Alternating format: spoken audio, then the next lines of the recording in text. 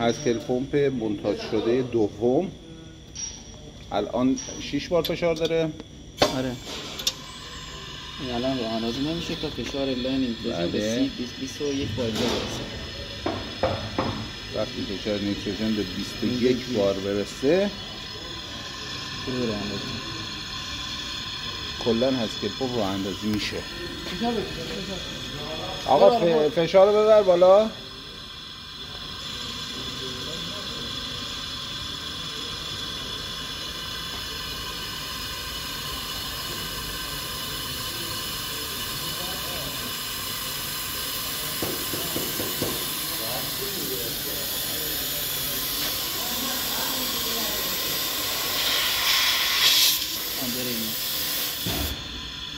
برم کامل کلوز کن.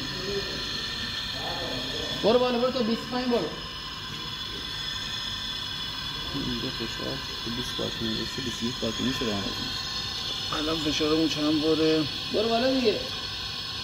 برو الان 12 بار هم نیست.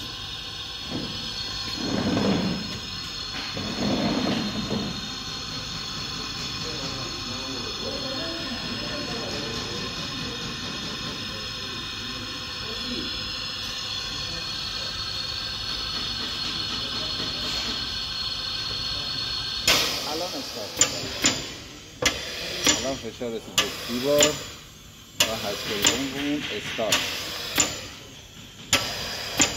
و در حال فشار سازی.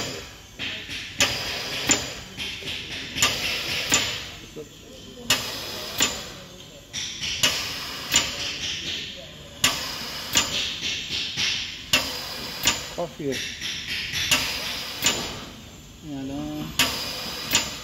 الان فشار تقریبا الان 4 نزدیک 4 کافیه. این با فشار روزن 30 بار